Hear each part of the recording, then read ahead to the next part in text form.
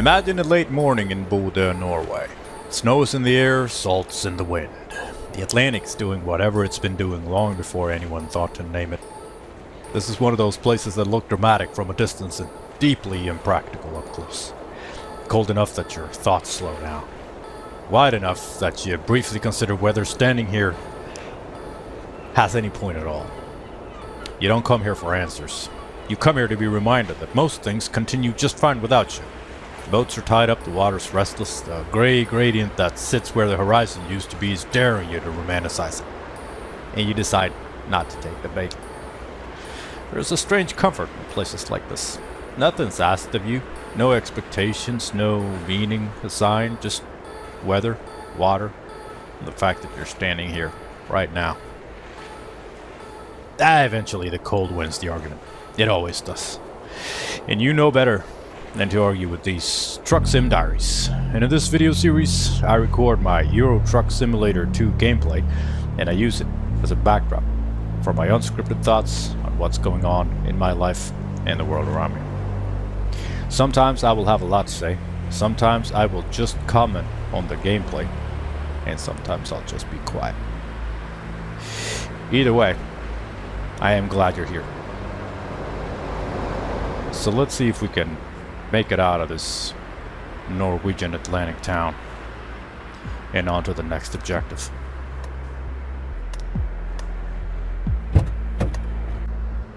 But before we do anything, let's take a look at our progress in the Truck Sim Diaries Cruising Nordic Horizons event. This is an event we're running based on the World of Trucks community event with the same name, where we are going to do a delivery to or from all of the cities in the latest DLC release, Nordic Horizons. Right now we are in Bodø, and the plan is to make a dry run to Rana. And we need to check off Svolvær, Steinkjer, Trondheim, and Kristiansund. And after that, we'll be all done with the Cruising Nordic Horizons event. And another note on the gameplay here, I am running a modded game to reflect the real world weather where I live in Sweden. Also, I've set the game to match the date of recording, which will have an impact on the daylight hours, especially in the north. This is to give you the real immersive experience, and to let you know what kind of environment I'm coming from at the time of recording. Also, if you for any reason want to reach out, shoot me an email at easy@trucksimdiaries.com. Let's continue. We're set. It's time to get the job done.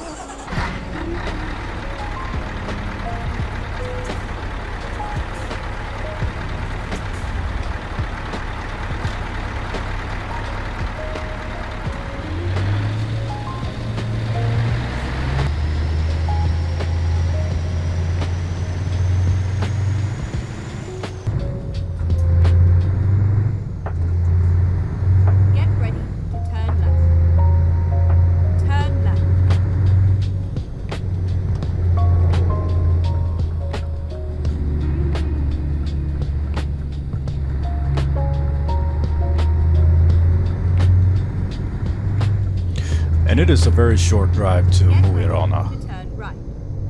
I've seen street signs leading to Rana all my life. From Umeå, there's when you go down the main road where my mother lives, if you just continue that road, it takes you to Rana. So I've always seen the city name. I've never been there, of course. I haven't been to Norway many times at all, but Rana has always been kind of it's kind of always been there, and it's got a bit of a strange name, at least to me, because it's a sentence, which means it would translate to Mo in Rana. So I don't really know the story behind the name. I haven't looked into it, even though like I've always wanted to know. I've never looked it up, and at this point I'm thinking maybe I shouldn't. I'm just going to leave it until someone tells me. I'm not going to look it up. It's a fact that I might not ever get to know. But that's fine. I don't need to know everything. And if someone brings it up, or if someone from there or whatever.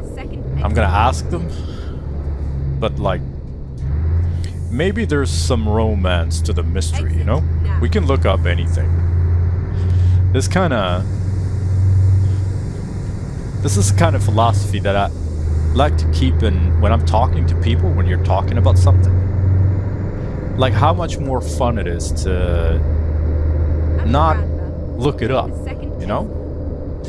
Because you could be like, I wonder how, I don't know, rivets are made. And you can ask an AI or use a search engine and you'll find out, you know, pretty quickly.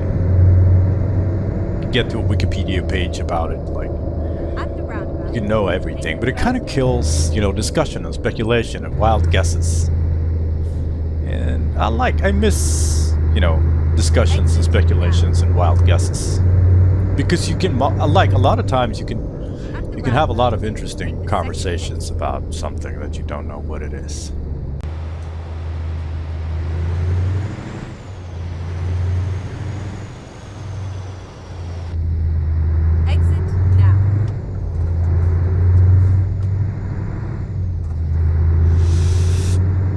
I found this out with my wife. We're both, you know, interested in pretty much anything.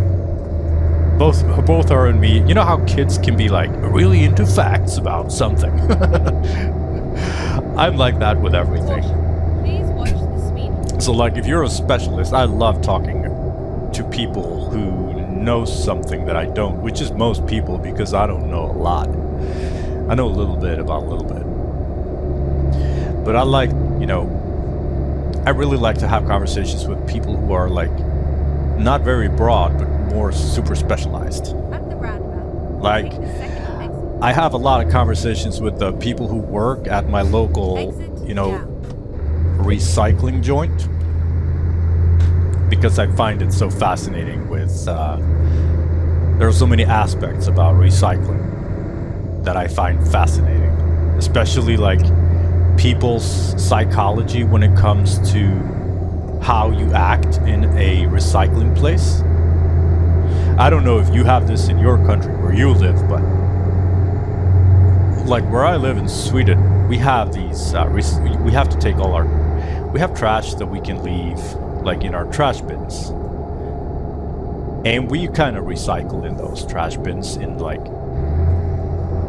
you know, broad categories or whatever. But a lot of like bigger stuff you have to take to the recycling station where the staff works. So like when you renovate something, or you know, cut down trees or bushes or whatever, you have to take it to this huge recycling center, which is just a yard with a bunch of containers. Maybe, I don't know, 20 or so containers for different, like wood, metal, plastics, you know, you get the deal. But I always find it so interesting to see, you know, how people act when they get to that place, because everyone has got a couple things, you know, with them, apart from what they're going to throw away. One of the things that almost everyone carries with them is the sense of, it's almost like I think the word is messiah complex, like there's some kind of saints for bringing their trash to the recycling place, like they're doing something that is, like they are doing so good that nothing is allowed to stand in the way. For instance, if that recycling place is closed, or if the containers are full, they'll just leave it by the gate, or on the ground by the container, like by the container it's supposed to be, and like, who's gonna clean that up for you? Like staff? Just like, if it's full, you have a problem that you need to solve. Not, you know, it's not a basic human right to have every piece of trash that you have produced taken care of by someone else. Like, you need to you need to take care of it. And for instance, the staff there, they're not allowed to, it's in their job description to not carry trash. So if you can't carry the stuff from your car or trailer to the correct container or bin or whatever, that's a you problem, not a their problem. It's not like you're a patron saint for bringing the stuff there. Let's be forever thankful for how good you are.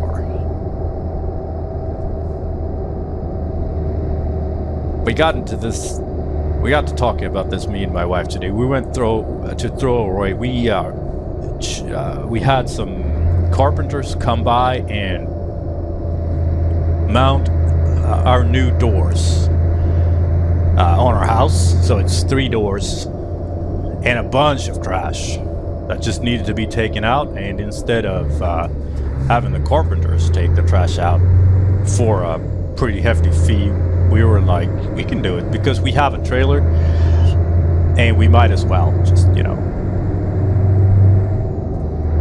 And my wife is, she's pretty fit.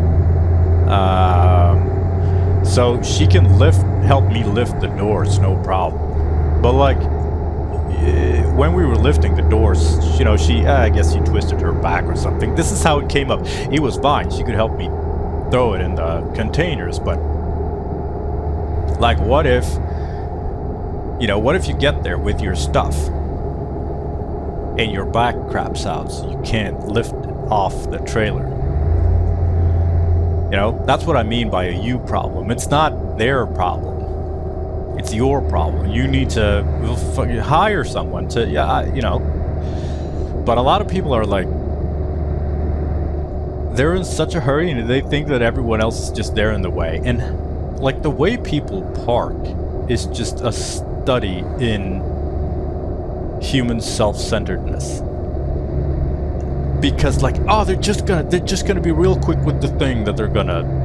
I don't want to crap on people in general, but but like, I don't know what it is about this place that makes people forget that other people exist, and their self-generated trash is not everyone else's problem. But people are like, there's so much cardboard. And you're like, that just grows in your garden? Or just spawns? Like, don't order so much shit, or take it in, whatever, figure it out. It's not,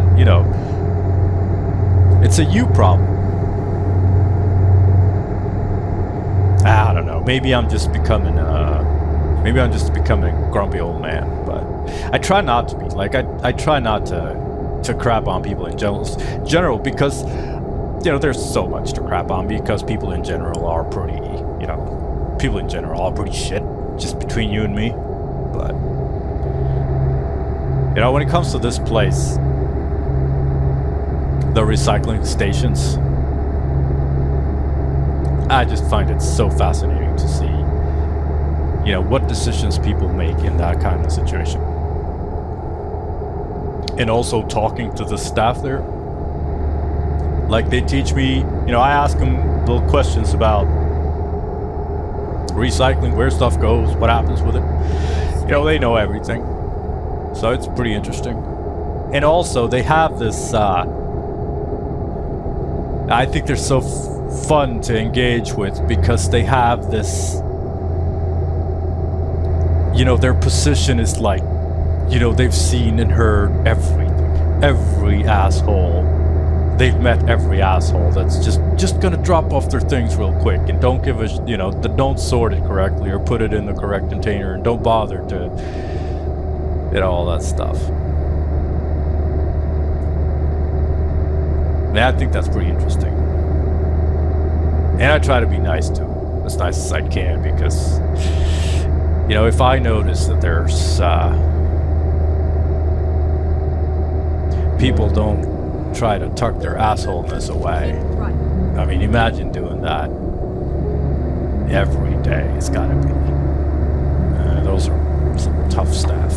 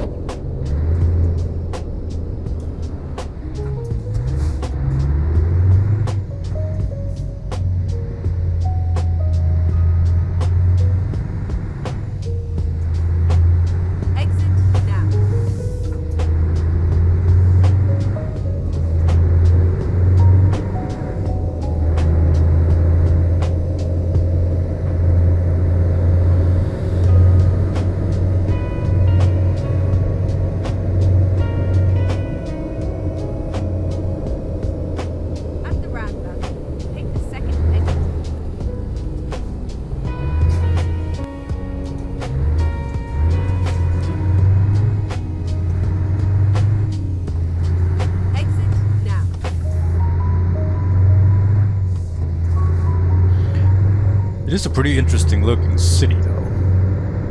And I think the road between Umeå and Mo i Rana is pretty straight. And I don't think the drive is too far. So maybe I should just go here at some point. Alright, we're just looking for a place to pull over. where we can look at the map and look at the job list rather. Exit now.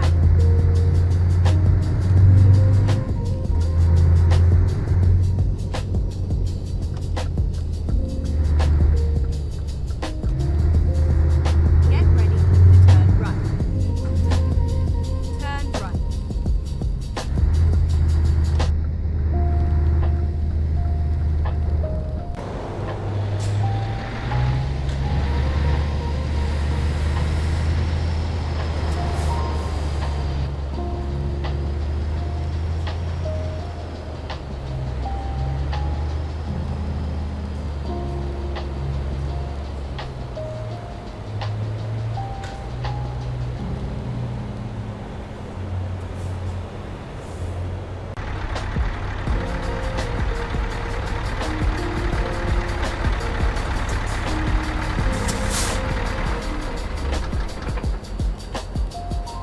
Let's take a look at what's in store for us. Alright, so what we need is Kristiansund, Stenkjer, Svolvær, or Trondheim. This Svolvær is way up here. This one is a bit frustrating because once we get here, we have Andenes, we have Narvik, we have Kiruna, we have Bodø. So we won't be able to make a two job. We go from here to here. That's two cities checked off, Mo i Rana and Svolvær.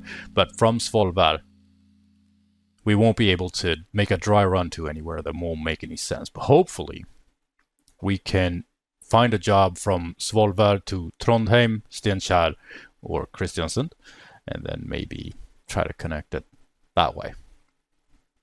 But I think we're gonna do Svolvær now, because otherwise we're just gonna have to go back up here later.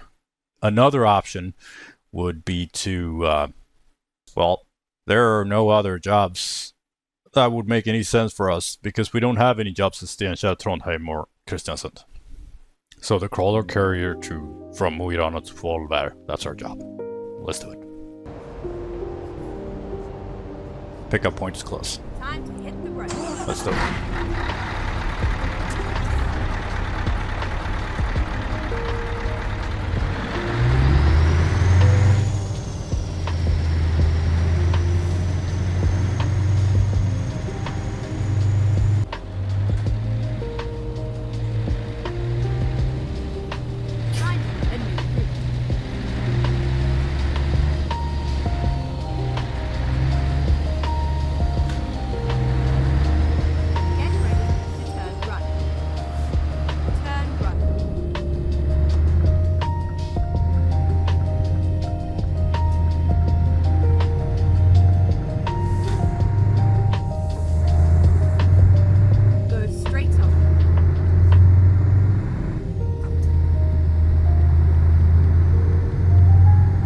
I have been looking forward to driving the cargo that we're going to pick up. It's a new kind of machine that wasn't available. I think it released with Nordic Horizons.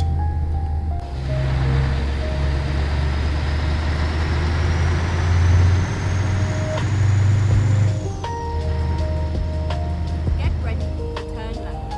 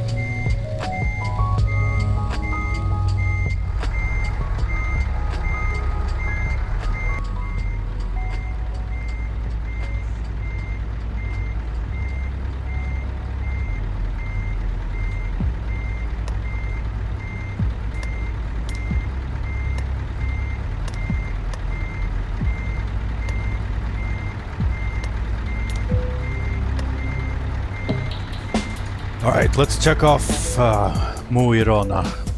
Load this cargo. Alright, the tank thing is loaded. Let's do this.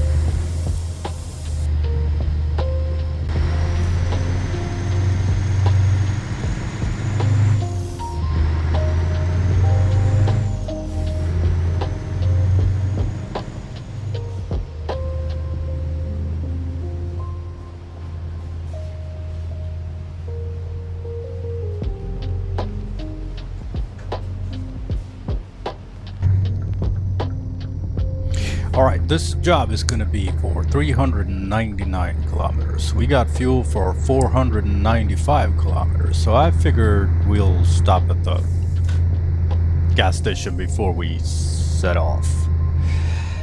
ETA is 8 hours and 13 minutes of in-game time. That would equal to about 26 minutes of real-world driving.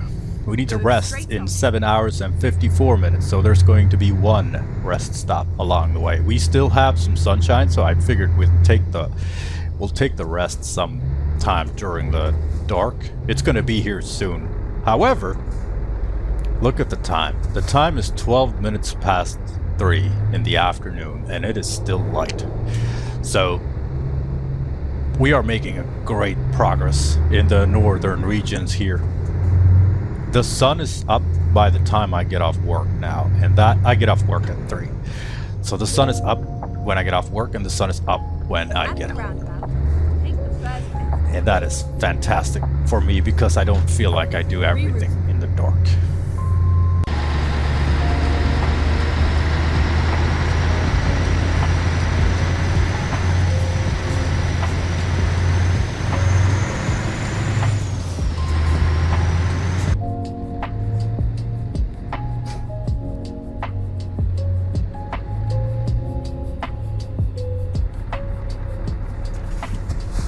Alright, let's fuel this truck.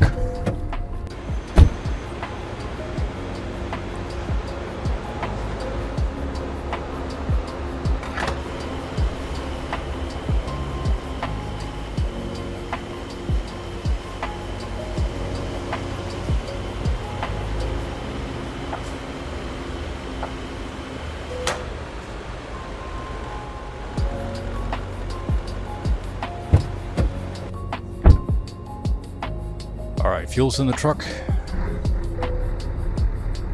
It's time to go.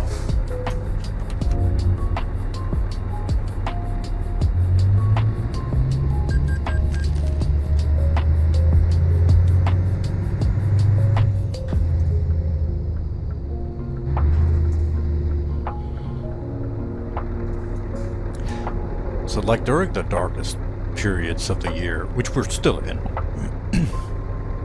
the sun is up about 2 hours after I start work. So the entire morning procedure and then the first couple of hours of work are dark. And then when it's dark, even before I get off work, you know, it's like snow. It's like there's no way out.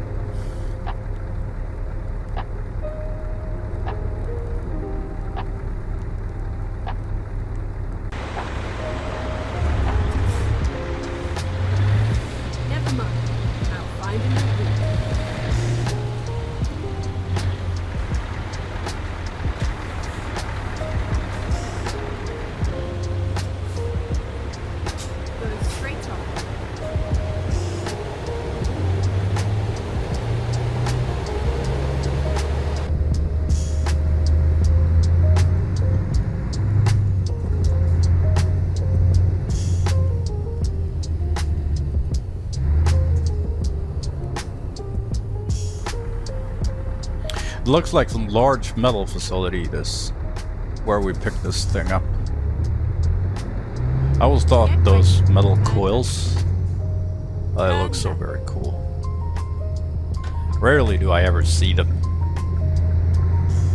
It's like this, you know, this deep industry cargo or material.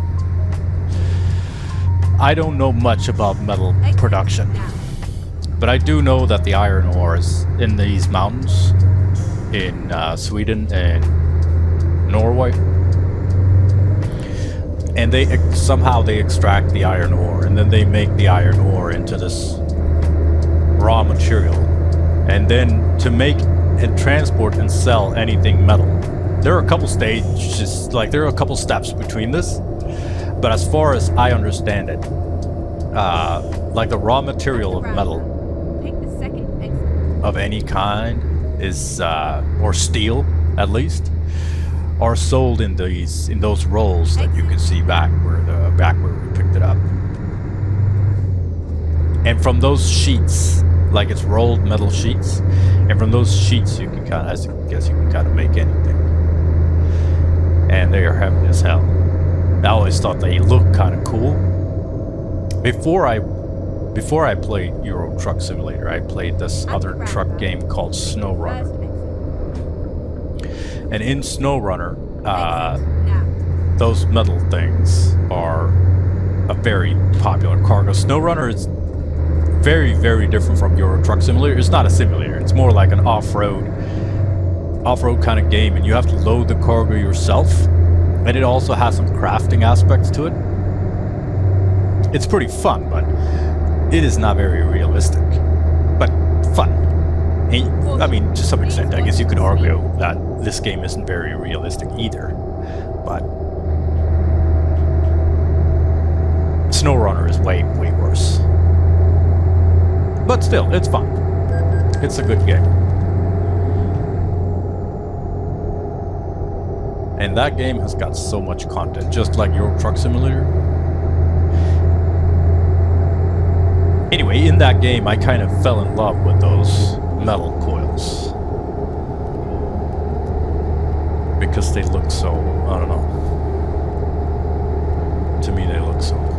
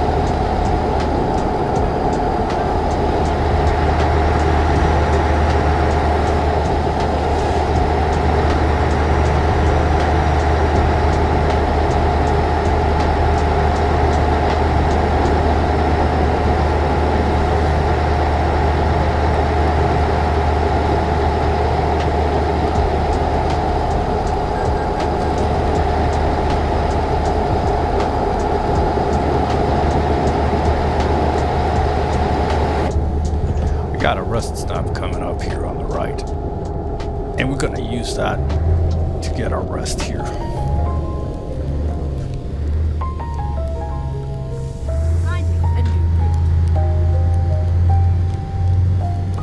Hopefully we can get some more daylight soon.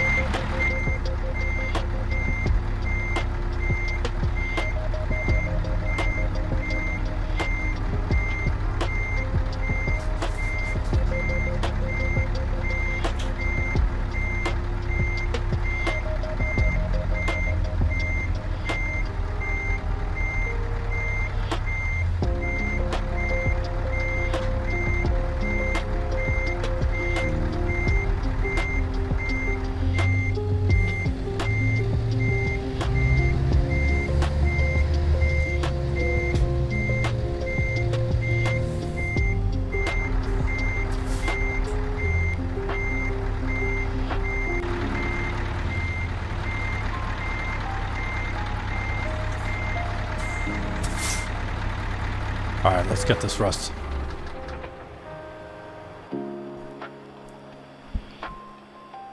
We wake up at about 20 minutes past 6. Still dark. But we got a job to do. Let's go.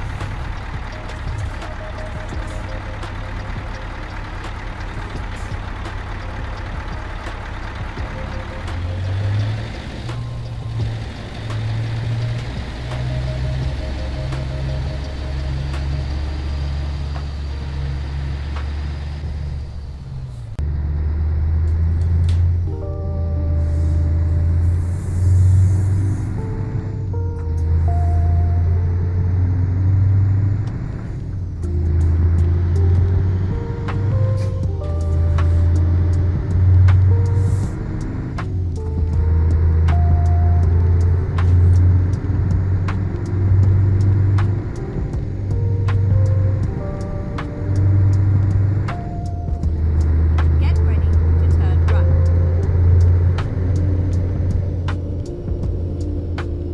Turn right.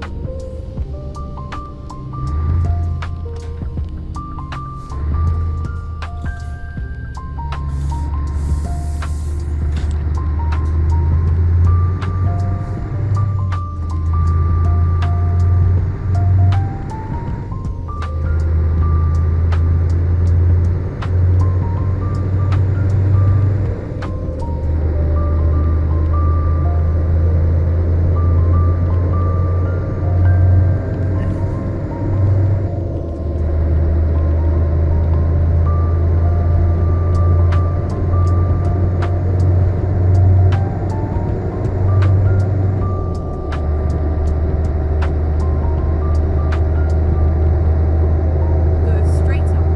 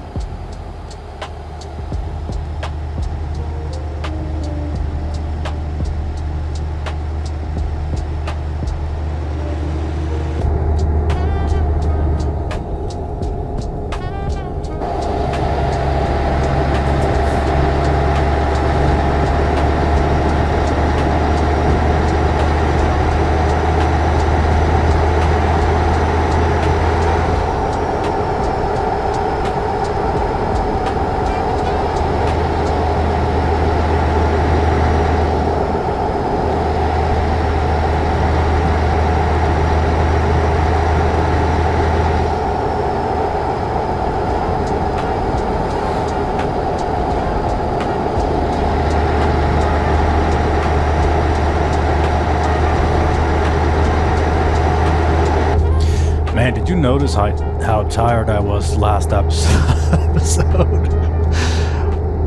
So I was recording that Friday night. And after I was done recording, on Fridays, me and my wife would usually watch this game show. It's kind of a nice, friendly quiz show. The setup is that they're filming a fast forward video from a train, and they give you clues on to where that train is heading. And depending on how late in the clues you guess right, or the contestants guess right, the less, like the sooner they can guess right, the more points they get. So they start by giving them really tricky clues, which is, there's a lot of wordplay, there's a lot of, you also just, if you know some niche facts, you know, something like that might show up, but it might not. So there's no way to prepare for this game show. You just gotta be broad in your knowledge. And it's like crossword puzzle type of wordplay. It's pretty fun. It is very harmless. So after I've recorded that episode, I was just I sat down at the couch with her to watch that, but I could not. Normally I don't fall asleep on the couch, but there was something about last Friday that was just, I was just out of control tired. That was really crazy. But I had a good night's sleep and a lot of things felt better. So that's good. But, you know,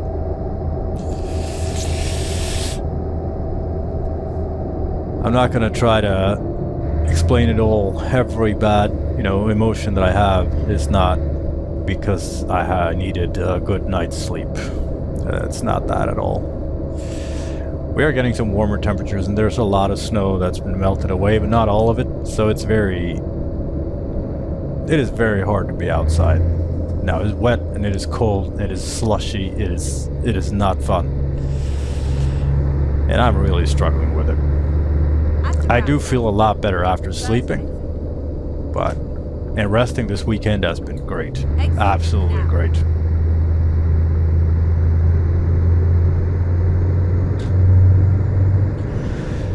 But, tomorrow's another week.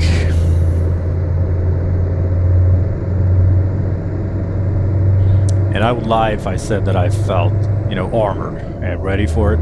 I am really not. It is getting hard. Caution. Please watch the speed.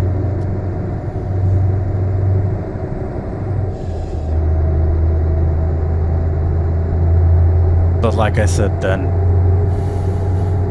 I gotta give myself space. And I gotta work on letting myself rest before I'm tired. And I think I'm gonna be alright.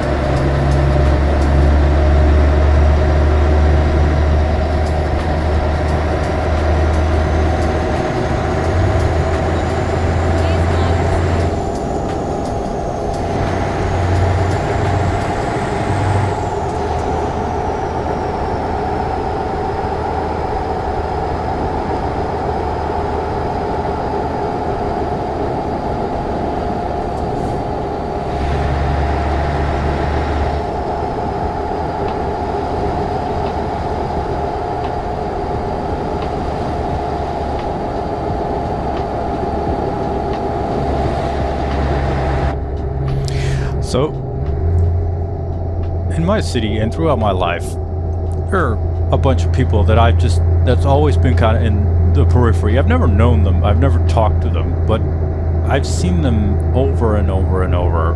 Like, we live in the same city, we walk on the same streets, we probably know, 10 people that we have in common, at least. But we've never gotten to a point where we, get to know each other. And there are so many things that I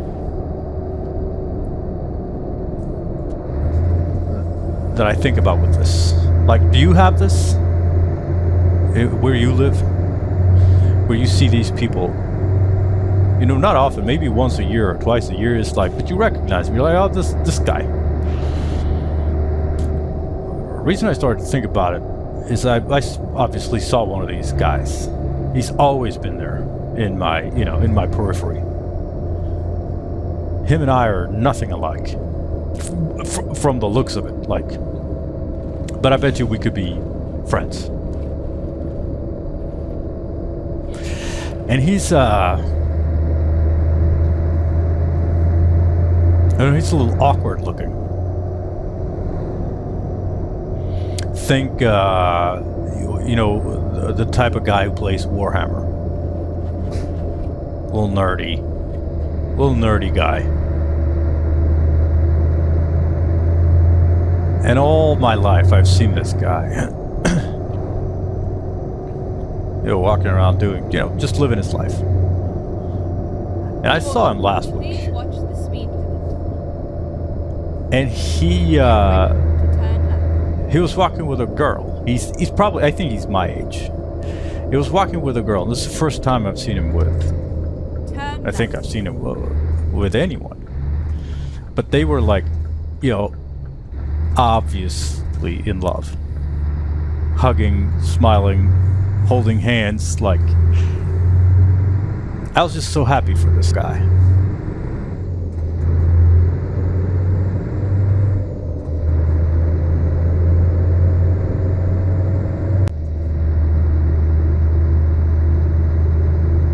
And I've got this thing where I think I don't exist in people's lives unless I'm right in front of them. I don't think that my friends ever, I think of my friends all the time, and the people in my life, and the people who are no longer in my life, old classmates and old work colleagues, and just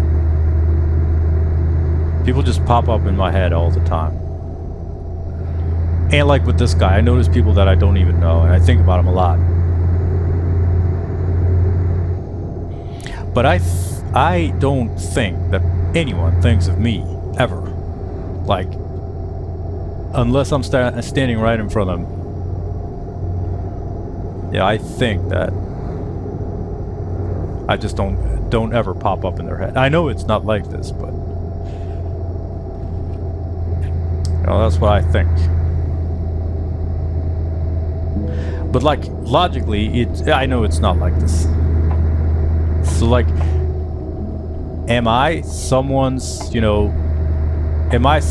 that guy who they've always seen, around town? Maybe, probably, maybe not. Who knows?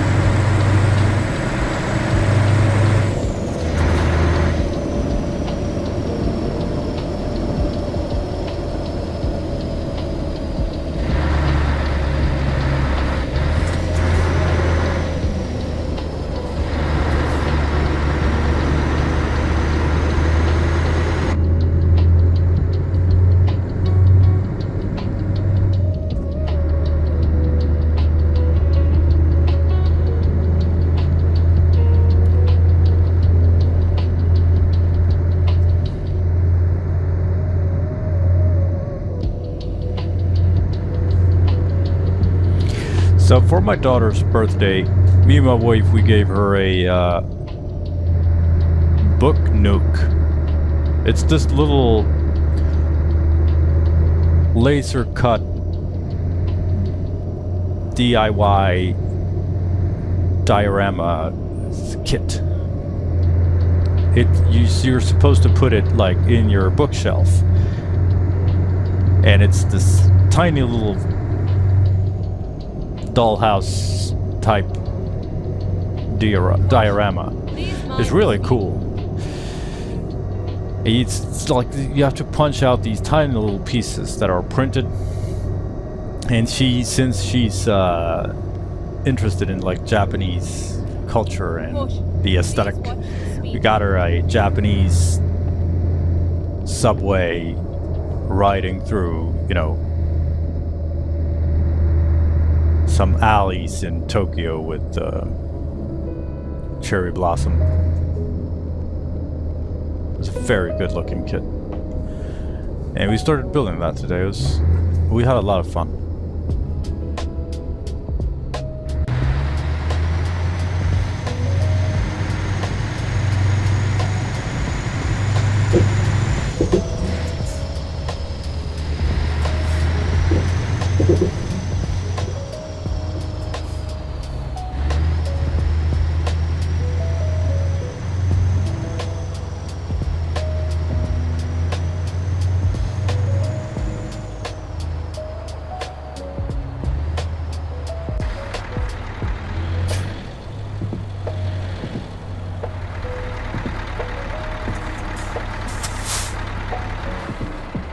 Alright, let's take tank thing for a boat ride. Alright, we're here. Weather's not doing us any favors, but offload point is just around the corner.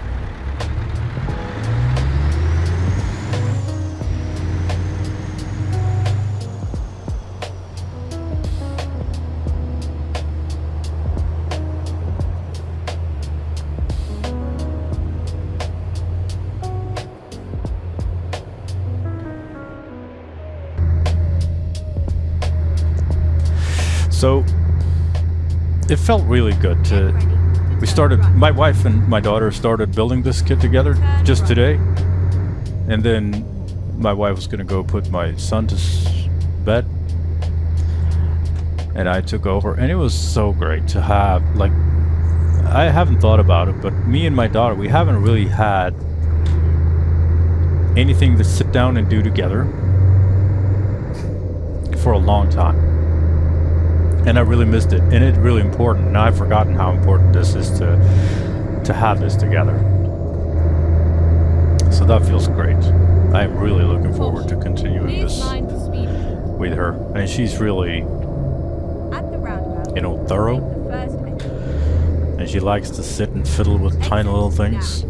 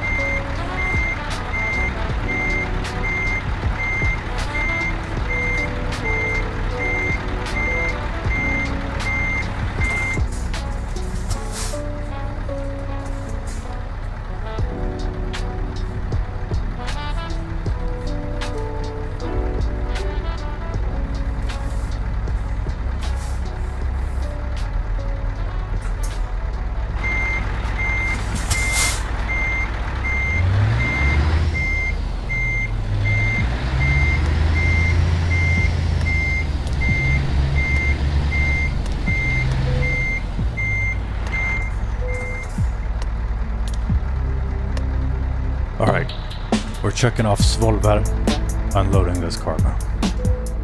Alright, I want to start off this stats log by saying that I was shooting some B-roll footage, which is when I am doing the external footage and shooting at the same time, so there might be some damage, right? The stats for the job: 377 kilometers, 33.6 liters per 100. We were in Norway going up and down hills. This is what we end up with. 5% damage for 32 minutes of driving from Mo i Rana to Svolvær. 5% is a lot. 11 tons of crawler carrier tank thing. Plane was 358, real was 377, so not too far off. We went through tollgate, transport, collision, which is well, just let's move on. Income was 10,700 credits. Taxes was 1,605. Other costs was 144, which was the toll gates and the ferry ride. Fuel cost was 206. Let's disregard this, and then the revenue was 6,554. 3 out of 5 stars. 4 stars for damage, 1 stars for distance, 4 stars for fine. We got 4 stars for damage when we got 5%. I think that's pretty generous. Gotta be honest. Anyway, fines were 5 out of 5. Fuel economy was 5 out of 5. Mass was 1 out of 5 because we were only carrying 11 tons of tank thing. 136 hardcore points. So, you know, it's you know, it's alright. It's alright. Alright, let's continue. So we are here in Svolvær. The cities we have left are Kristiansund, which is here, Trondheim, and Steinkjer. So we need to find either of these 3 cities. Let's see what we got. Steinkjer. Oh, you think we could... What if we could go to Steinkjer and then make a dry run to Trondheim and maybe find a job between Trondheim and Kristiansund? Or we go between these two. And then because it might not be 150 kilometers between Trondheim and Kristiansund. Let's do Trondheim. That's our job. Alright, pickup is close. Let's do this.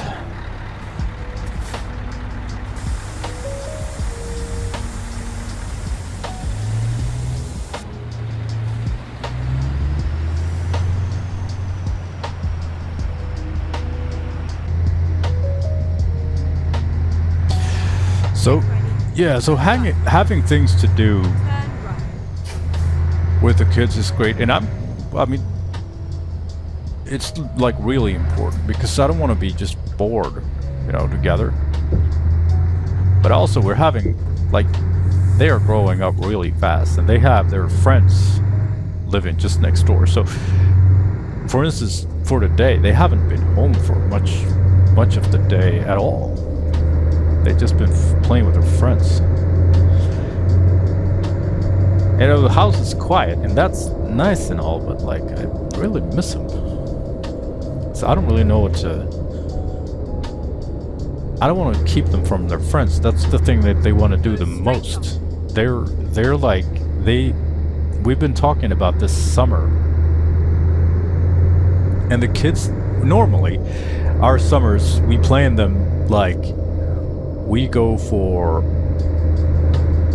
a 1-week vacation somewhere in Sweden most of the time, or Denmark or whatever. And then we take 1 or 2 weeks. We go to Umeå, visit my mother.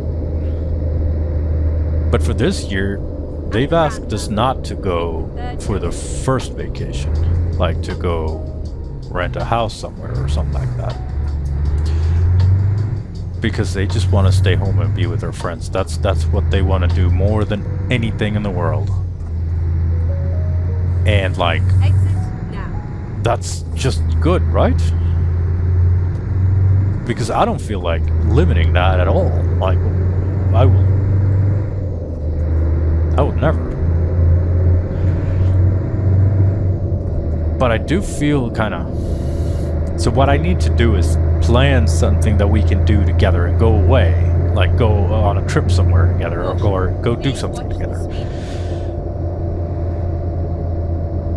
But also, they don't really want to do that either. Most of all, they just want to hang out with their friends. And it's like the rest of my life is flashing before my eyes. You know? How I'm no longer, and we're already at that point, how I am no longer the center of the universe. Like I used to be, but now I'm just dad. It's the way it's supposed to be, but just like I wasn't prepared for it. Get ready to turn left.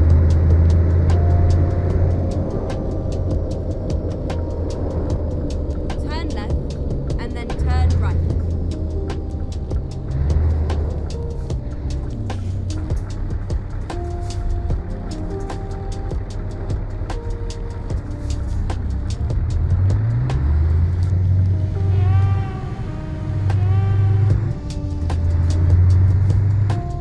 Turn right.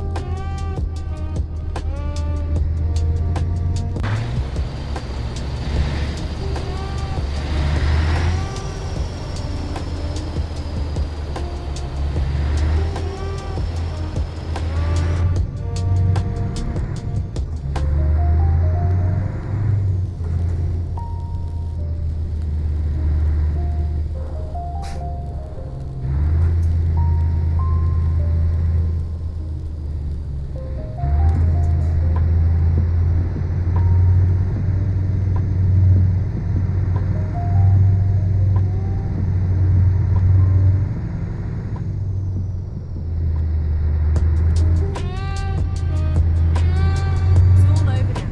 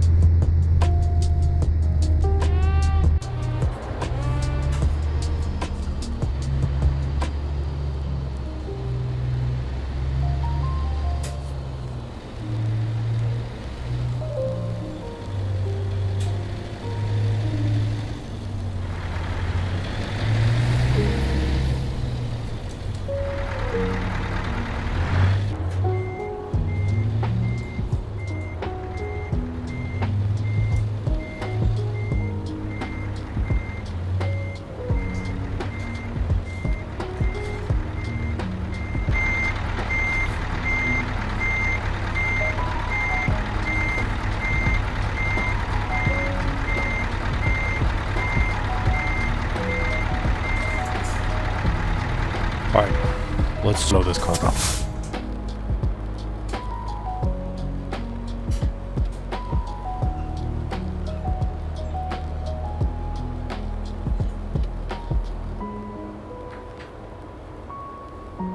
Cargo's loaded. Drive safe. Let's go.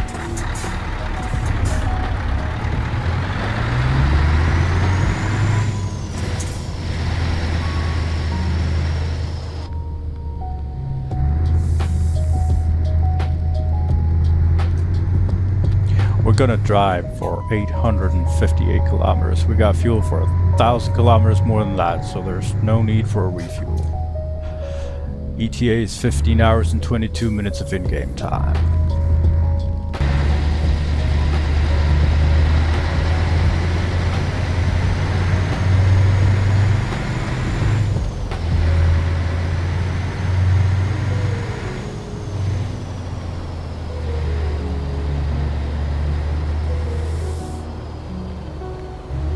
Turn left. It's gonna take us about 48 hours of real-world driving. And we need to sleep in 10 hours of in-game time. Local time in-game is 10 minutes to 4. Turn right. And we're gonna be able to do it with just one sleep. So I'd figure we'd drive for a bit into the night. And then we'll find a good rest stop on the way.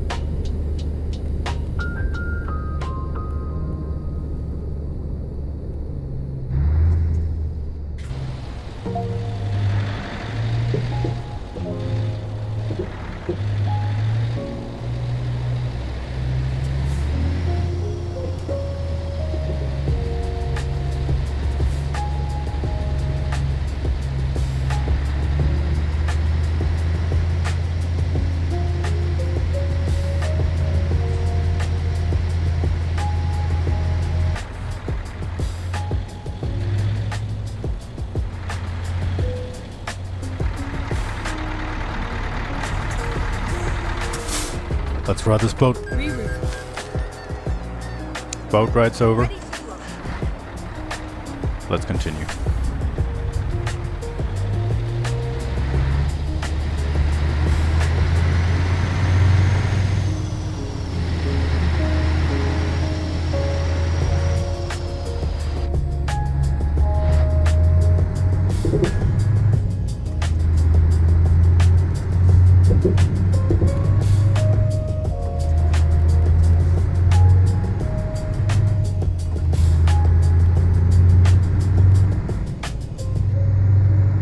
You know what we haven't done in a long time is some questions. These are questions that I find online, on Reddit, in general discussions with people, offline for that matter. Just things that I feel that are interesting topics of conversation. And I just learned recently that I can answer one of these questions. The question is, what is your favorite Bible verse? And I am not a religious person. On the contrary, I am very much anti-religion. But that is a topic for a whole other discussion. But I was riding with a highly religious person at work, a guy who was training to be an electrician. He was converted Catholic, and that's pretty rare in Sweden. The Catholics are, they're a little bit more extreme than normal. I think what we're called as Protestant. I'm not really read up on the topic, but Swedish religion is very, very much a discrete, non-topic. We are very, very much secular, and people may be believe in something, but not, religion really doesn't have a place here. I mean, you're free to be religious. It's just not a part of our traditions. With that said, though, we were talking about life stuff, me and this guy, and I said a quote that I liked, and it turns out it's a Bible verse, and I don't remember the name of it, and I don't remember the exact quote, but the gist of it is, give me the strength to deal with the things, to accept the things I can't change, the strength to... I'm butchering this quote. Give me the patience to live with the things I can't change, the strength to change the things that I can, and the wisdom to tell them both apart. Something along those lines. Yeah, I think it's a very important mental note to keep to yourself, so you don't wear yourself out trying to change things that you just have to accept. I tend to forget this and I just burn out trying to change things that are outside of my control. As I've gotten older, though, I've really gotten better at this. And just accept that, some things I am not able to change. I can do influences with a long arc, maybe, but for the most part, it is just outside of my control.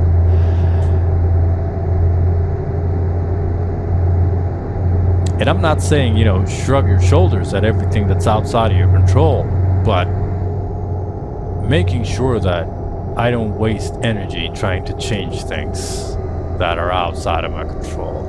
That I don't try to control things that are outside of my control. That's just having that in mind. It's saved so much. Turn right. Saved me from so much frustration in my life. Because throughout my life, I've always been very...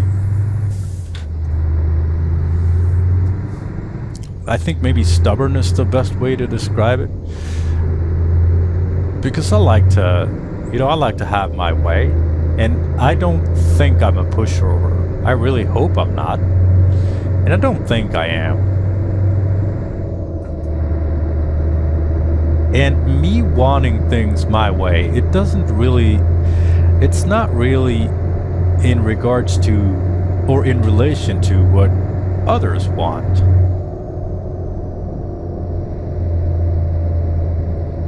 But it's more in relation to like what I want. And I will go through very great lengths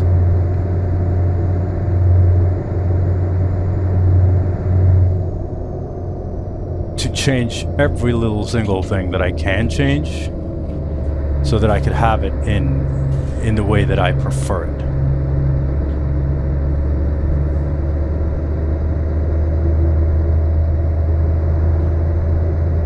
And that could be like learning how to sew, because I need to change my work clothes pockets to fit some tool that I want in a bed. Like, I will put endless amount of hours to just have things set up in the way that I like it. Because if I see that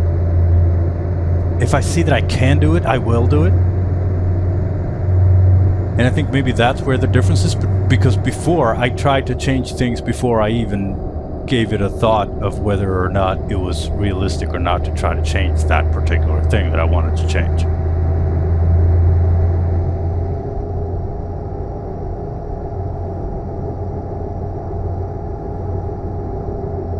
So just trying to hold it back a little bit on that has been great for me. Please mind the speed limit. But it has taken me my entire life to reach that point. All right, next question. Do you like tattoos? And man, I don't know. I want to say yes, but like, not really.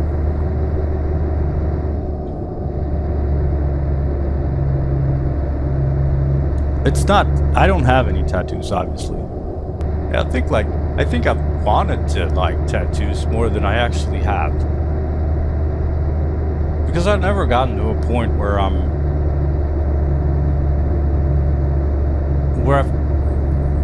actually thought about getting one. I'd like a lot of things that could be good looking tattoos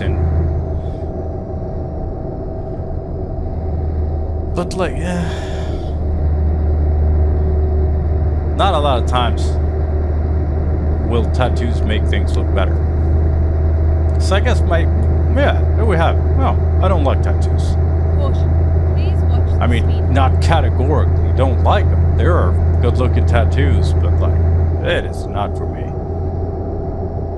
Plus, a lot of times, a lot of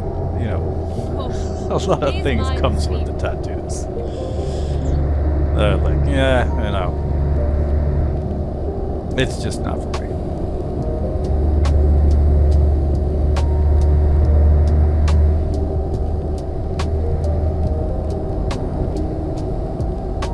Caution. Please watch the speed limit.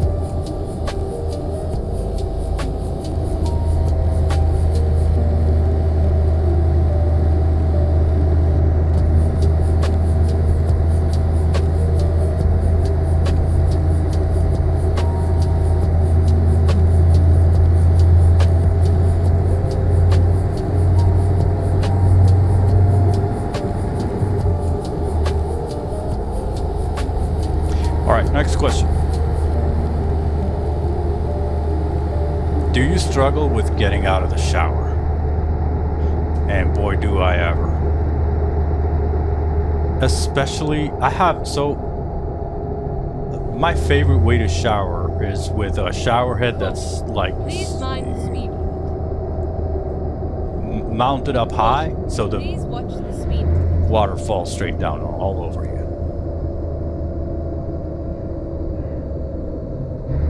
But when you have, like when I take a shower and the shower head is like, when you hold it in your hand, man, I just get stuck there. I hold it to my chest and I just stand there and stare. Like I get nowhere. I am completely stuck.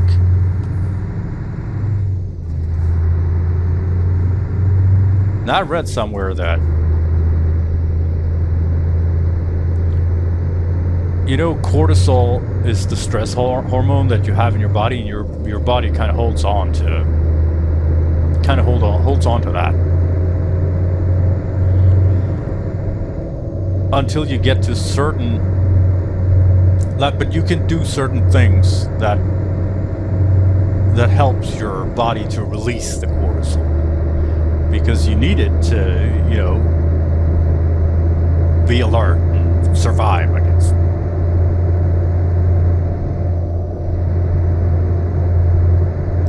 And a couple things that you can do is you can go for if you run as fast as you can for a while, you know,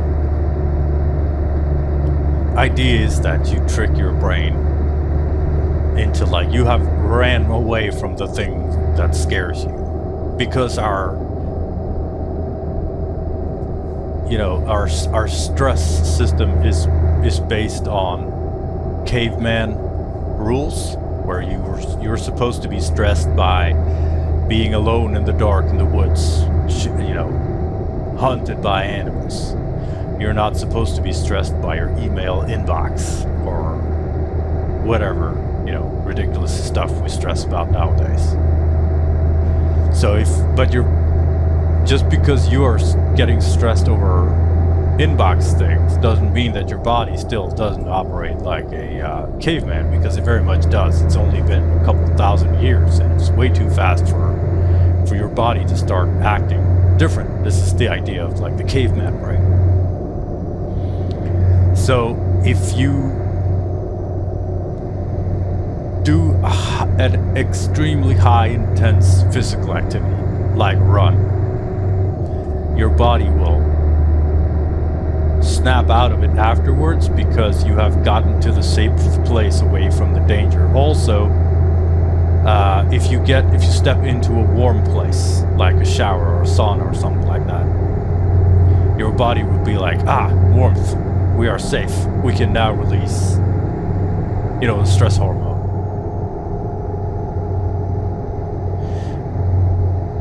And I think that's what's happening to me when I'm standing in the shower,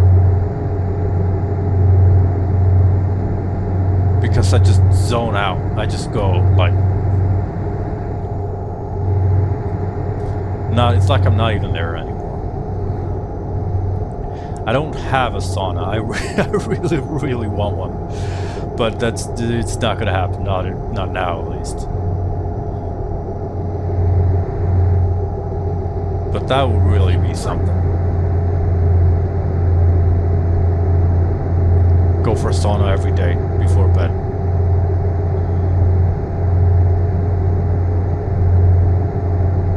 But I'm gonna look more into this and try a little bit more into these like cortisol release strategies, and see if there's if it's only bro science, or if there's actually some, you know, if there's actually some purpose behind it.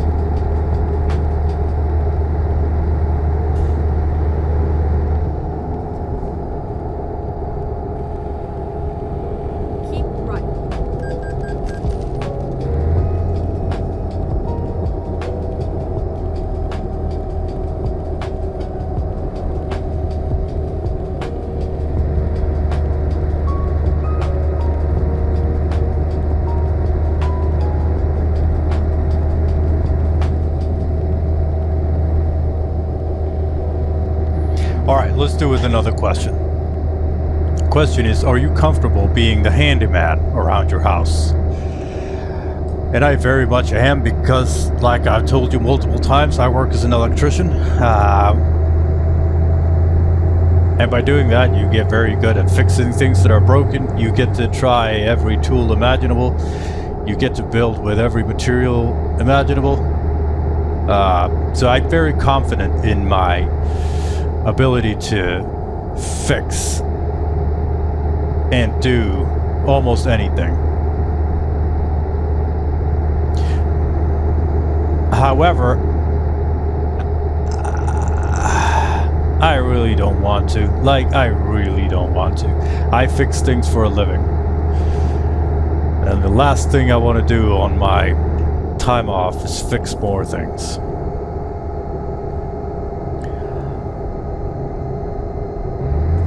I don't take pride in being like the handyman. I don't enjoy it very much. I wish my wife would do. I'm actually trying to, well, can't say I'm trying to teach my wife, but, well, I guess in a sense I am, because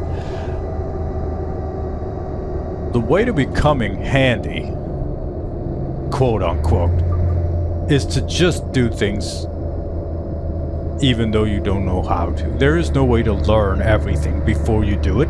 You gotta just do it. And you will break things that you're trying, you will make it worse. However, what you're trying to fix is already broken, so you don't have that much to lose. And I cannot explain it in any other way that you just gotta do it and fail and do it again and again and again and again until you start seeing a pattern in things, like how things are built, how materials feel, at what point. Holy shit, he's out in his t-shirt. Like how materials feel, how attachment things like screws and rivets and bolts and snap-on things, how, like, at what point can you bend different materials until they break? How can you, like, move your body to get a stronger grip? All these things are, like, you can't have, like, this masterclass of handy. There are a couple of really good YouTube channels that are like Dad, How Do I, and stuff like that. And those are great. And I'm not saying I don't try to look anything up. I do. But for the most part, being handy is just knowing your own capabilities to operate in an environment that you're unfamiliar with. And you have a couple things that you could do to improve your chances. And that is, one, learn how tools work. And you do that by using them.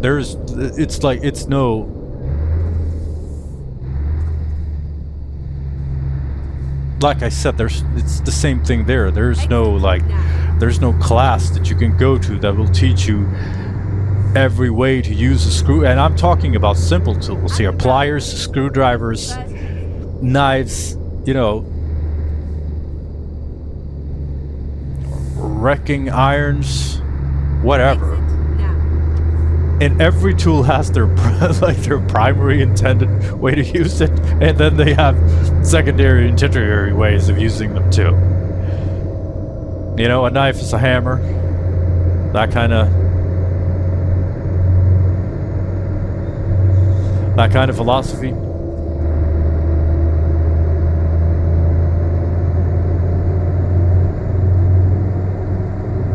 But you gotta not be afraid. And just do it way before you're ready. That's the only way to. And after a while, it won't be like, you won't come to a point where all of a sudden you're handy. It's just, you just kind of gradually transition into less useless. She's doing great, by the way, my wife. And she knows that she can't be like, because we don't want to be where, she folds the laundry and I fix the kitchen fan. Instead, I want her to both fold the laundry and fix the kitchen fan, which she did, and that was great.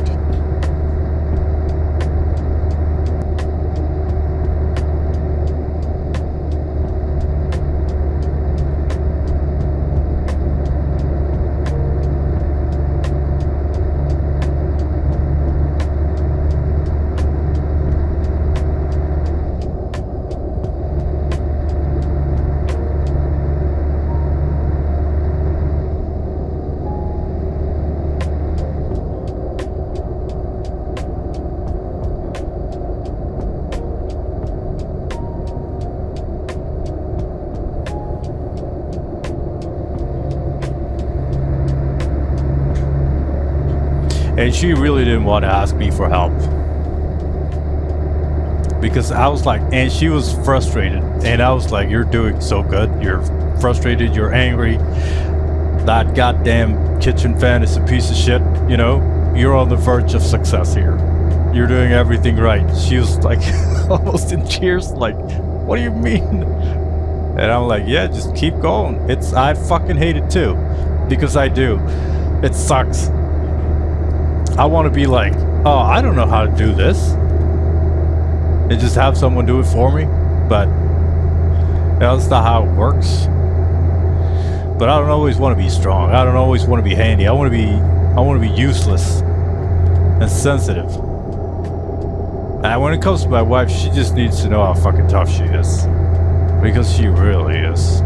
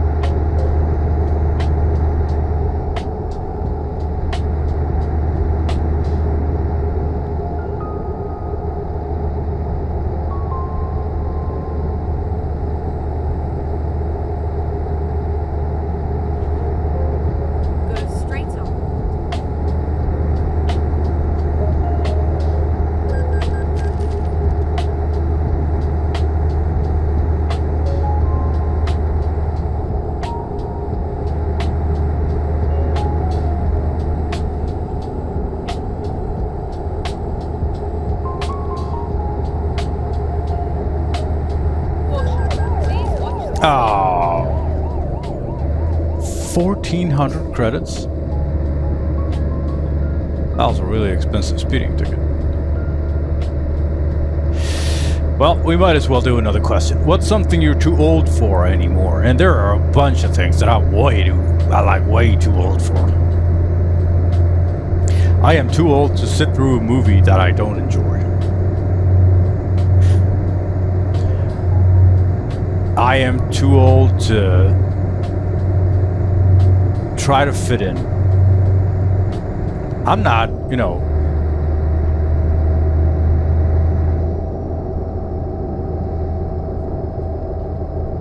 I'm not an asshole or anything, but like what I mean is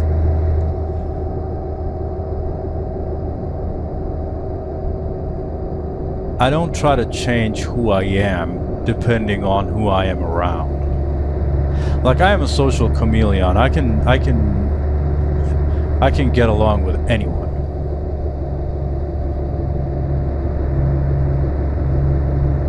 But it's draining, and I do it less and less. I remember when I first started to work as an electrician, and I came from this. Before I did that, I was a graphic designer and photographer. Can you imagine how different, those kind of people are to, contractors? It is just a world. It is a different world.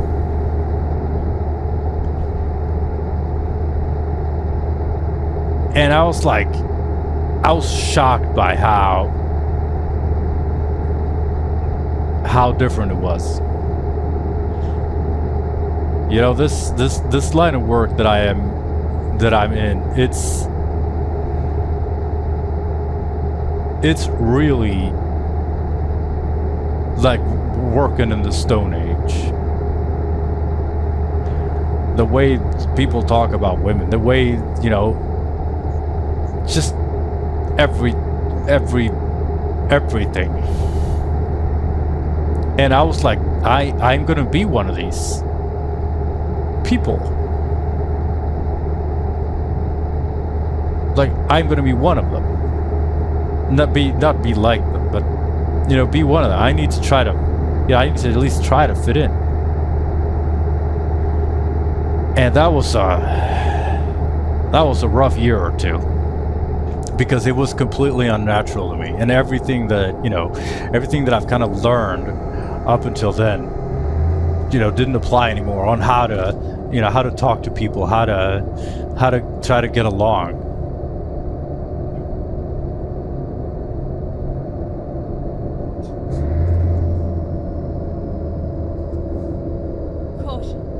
And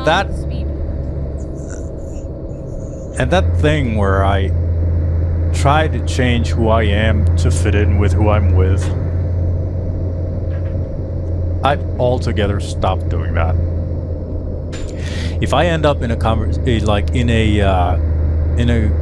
that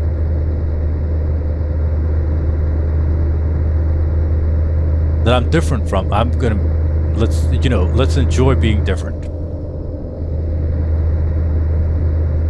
But I can't, it's just too much energy to spend to try to be someone who I'm not.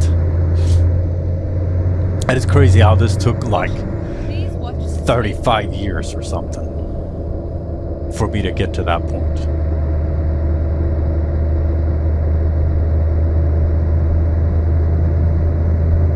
I wish I would have sooner, but there's no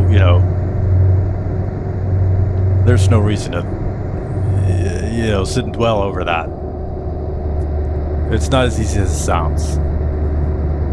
But I am very glad that I've gotten to that point now where I am so safe and I am so comfortable. I guess that's the best way to describe it, because when you get to that point where you're just so comfortable with being who you are, you don't want to change. And I guess I never was comfortable with who I was, and I was different.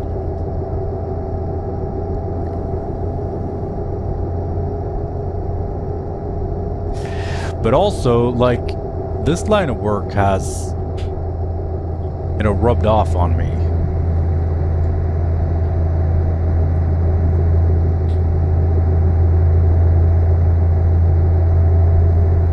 I think I'm a lot more callous now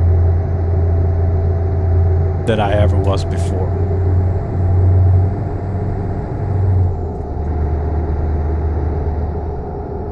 I hope I have not become cold or anything like that, but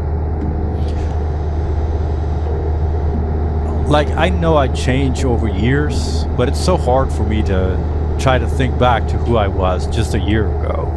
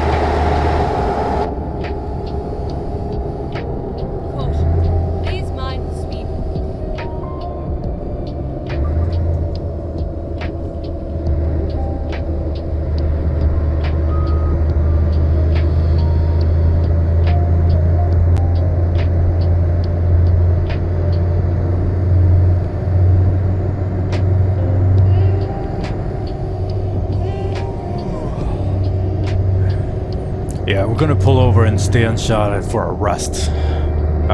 We don't have far to go at all, but we won't make it until we've had some sleep.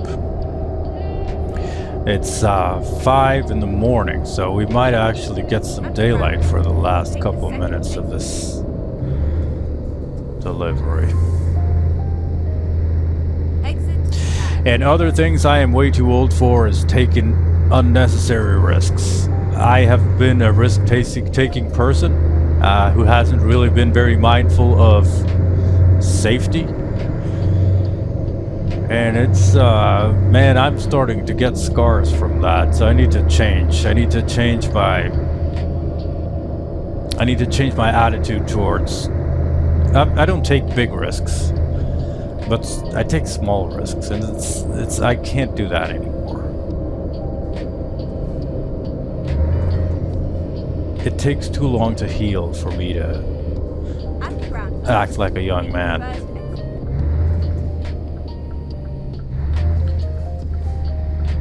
I even sold my BMX. I loved that bike. So, during COVID, I got into BMX. I rode some BMX when I was a kid, street BMX.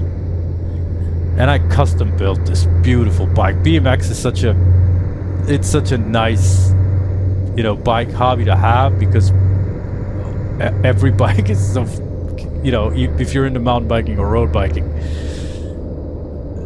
they are so crazy expensive.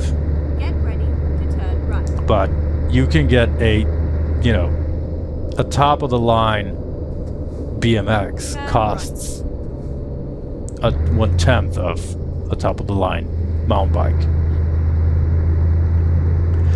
And I had a lot of fun building that bike, and I spec'd it exactly to how I wanted it. It was a beautiful bike. But Turn right. I can't really,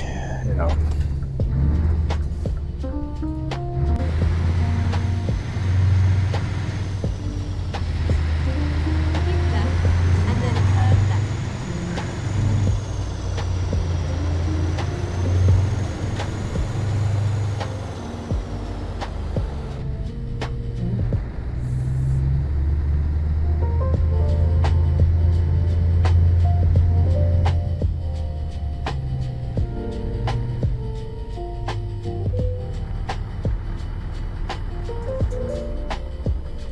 Alright, let's cuddle up with this Volvo, get some rest. We wake up at 10 o'clock. We got daylight. And we got snow. But hey, we got daylight.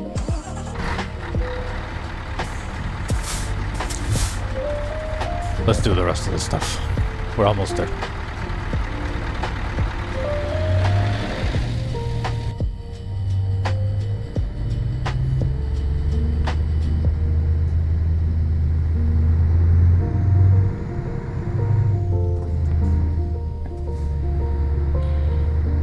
Could pull in for some gas. We're half tank.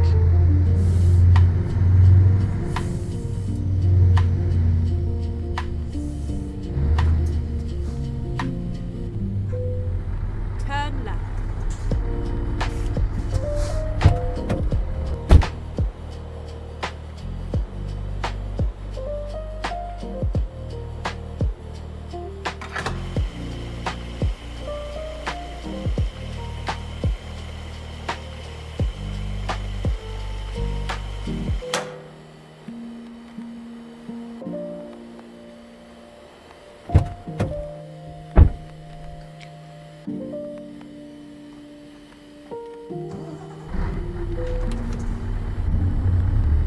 Alright, let's go. We only got a couple minutes left. Let's see if I can think of a couple of all the things that I'm too old for. I am too old to follow trends. I don't think I've ever had, but I guess to some extent I have. I keep seeing, whenever fashion changes dramatically, like width of pants, for instance. So I was born in the early 80s. and I grew up. I was young in the 90s and early 2000s. So I was on the forefront of baggy jeans. Now, when skinny jeans came along, I was not a huge fan of it, and I thought it looked ridiculous. But I got there eventually, but it took me multiple years before I got a pair of skinny jeans. I do enjoy skinny jeans now, but I was very late to the party. The trend had passed. It was more of a normal thing. And that's kind of how I have been doing it. At the roundabout. However, now that, like, I think now is the first time I see some kind of fashion Exit now. return that I was there when it got popular the first time. The 90s fashion, which is trending now. And when I see people in my, from my generation, so At the roundabout. Take the second. all the clothing stores are, of course, following these trends, and all these clothing items become available in these clothing stores. And whenever I see someone in my generation buy these things that are trending, I'm like, I don't know, it feels like this is like, my generation's 40 now. We can't be trying to dress like the kids. Because at this point, up until now, it's been fine, but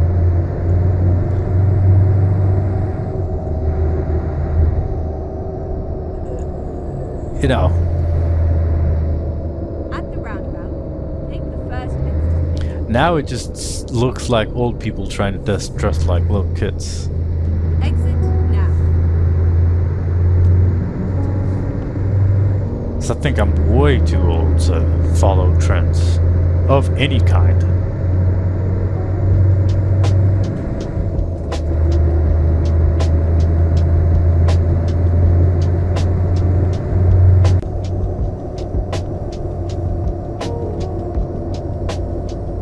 Oh, I am way too fucking old to party. I cannot do it anymore. It's just, I can't. Go out drinking, get hammered, fucking no way. I can't do it. It costs too much. My recovery is too long. I'm too old. I got kids, like I can't, I can't do that anymore. Go to dance bars and no. It's just not happening. To be honest, I never have. I have never been the person to go to those kind of places at any point in my life. I've been out dancing. Well, I told you about the one time. Please watch the speed limit. And honestly, I don't think I can think of another time after that. And that was when I was very young and very confused about how I want to live my life and what I want to do with my life, what I find enjoyable.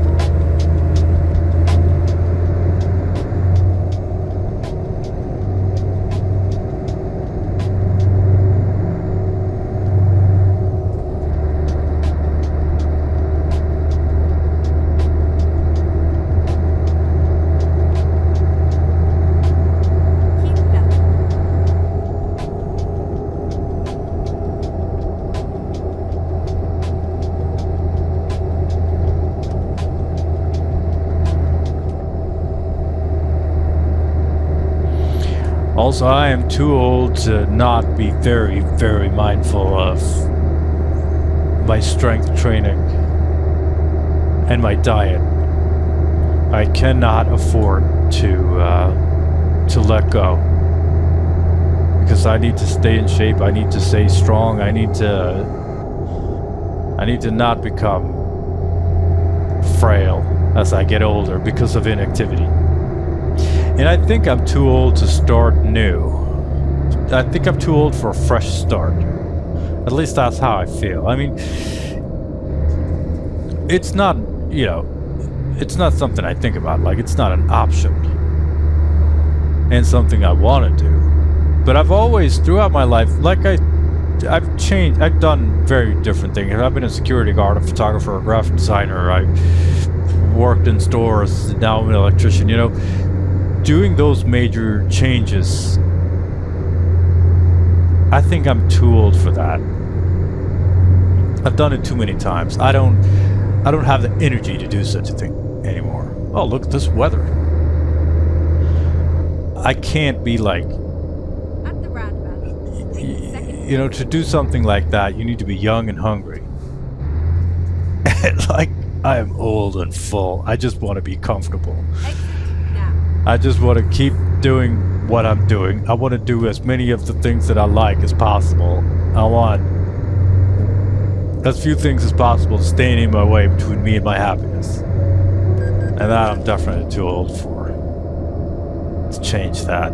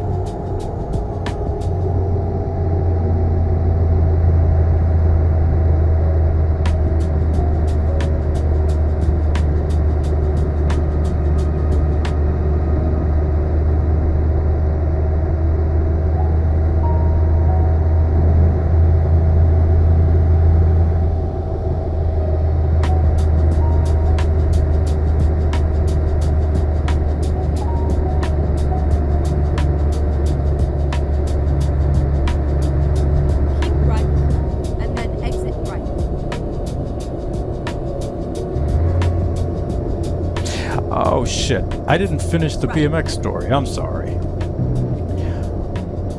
What I wanted to say Please was, watch the speed limit. I built this perfect bike for myself. At the roundabout. And I really love that BMX. And I started riding it when my daughter was learning to ride her bike, because I was just standing around watching her ride a little Exit bike. now. So I was like, I can ride a little bike too. And I did, and it was fun. It was fun as hell. The good thing about a BMX compared to any other kind of bike is that the BMX is fun just as soon as you just take it out the door. It's fun on the street. You don't have to just learning how to hop with it, just grinding, it was fun and it's cool. I felt really cool doing that. Exit now. But the injuries, man. The injuries were no joke. And the older I got, every year, every little injury took longer and longer to heal. Like, I got stuck with my foot underneath the pedal. It had kind of bent in a weird way. Nothing broke, but it was 8 weeks until it was good.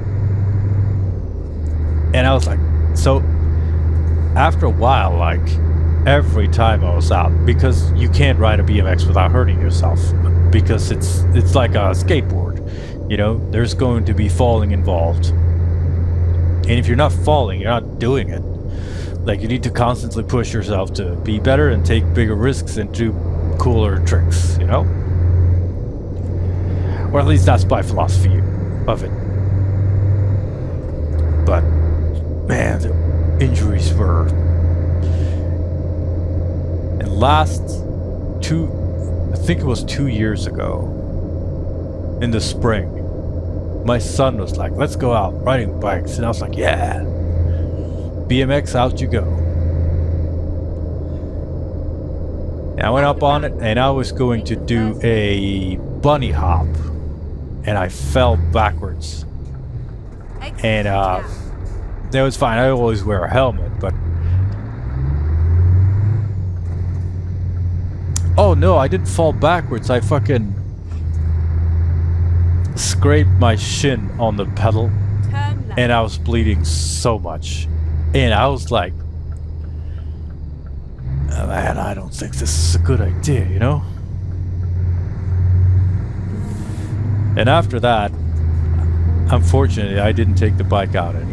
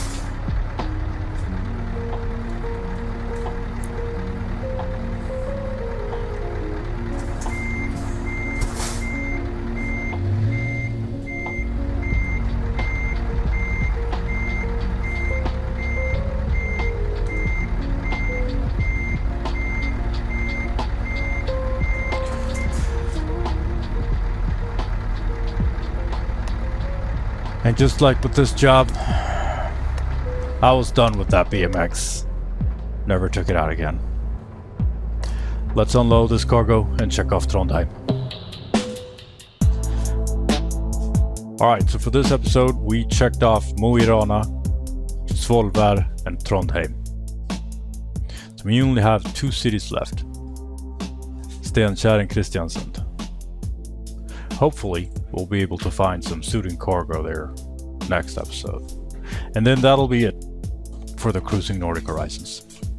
It went both faster and slower than I had expected. We're not there yet. 1 episode. Maybe 2. Alright, let's take a look at some stats for this one. 829 kilometers of driving with 32.2 liters per 100, so the Norwegian standard. No damage for 57 minutes of driving. We went from Svolvær to Trondheim. Took 11 tons of telehandler. Planned was 817, really was 829, so we're pretty close. Transport, tollgate, tollgate, tollgate, tollgate, fine, tollgate, tollgate. This was the speeding ticket. Income was 19,048. Taxes was 2,857. Other costs 1,574. Would that be the fines? Yes. That speeding ticket was expensive. Fuel cost 469. Revenue 14,147 credits. 3 out of 5 stars. 5 stars for damage, 3 stars for distance, 4 stars for fine, 5 stars for fuel economy, 1 star for mass. 318 hardcore points. And as always, thank you so much for taking the time with this. I really do appreciate it. A lot. And remember to take care of yourself. You are important. And you need to last for a long time. Bye.